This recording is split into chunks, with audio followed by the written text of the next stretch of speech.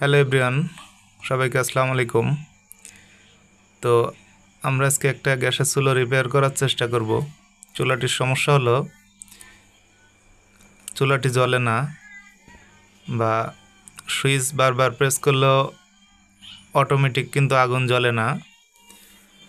তো এক্সট্রা আগুন দিয়ে কিন্তু চুলাটি জ্বলে। এখন অটো ফায়ারিংটা হচ্ছে না, সেটি আমরা দেখব। দেখুন, অটো ফায়ারিংয়ের এখানে একটি পাথর আছে আর একটি পাইপ আছে পাশে।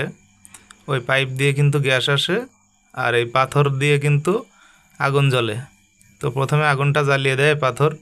তো আমরা এখন পাইপের ভিতরটা একটু কটন বাডের সাহায্যে একটু পরিষ্কার করে নেব, যে এই পাইপের ভিতরে মাকড়সার জালটাল যদি থাকে তাহলে কিন্তু আপনার জ্বলে না। আর এই যে পাথর আছে, পাথরের মাথায় যে সুচটা আছে, পিন, এই পিনটি কিন্তু আমরা ব্লেড দিয়ে খুব সুন্দর করে পরিষ্কার করে নেব।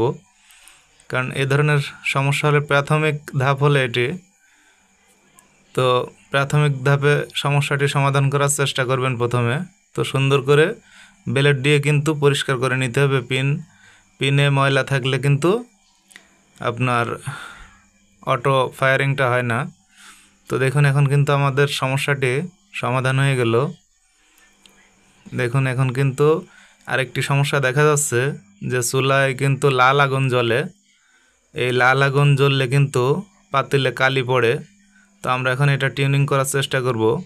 দেখুন, চুলার বার্নারের গোড়ায় দুইটা নজল থাকে, নিপিল। এই নিপিলের সাথে কিন্তু আপনার এই অক্সিজেন কম বেশি করার জন্য দুইটা স্প্রিং টাইপের পেয়ে যাবেন। সেটি কিন্তু ঘুরিয়ে ঘুরিয়ে আপনার এই আগুন কন্ট্রোল করতে হয়, লাল আগুনকে নীল করতে হয়। তো আমরা কিন্তু দেখুন, আগুন কিন্তু এখন নীল হয়ে গেল। এখন আমরা আমাদের চুলাটি কিন্তু সম্পূর্ণ কমপ্লিট হয়ে গেল। তো দর্শক, ভিডিওটি আশা করি আপনাদের ভালো লেগেছে। তো যদি ভালো লেগে থাকে তাহলে চ্যানেলটি অবশ্যই সাবস্ক্রাইব করে দিবেন এবং পাশে থাকা বেল আইকনটি প্রেস করে দিবেন।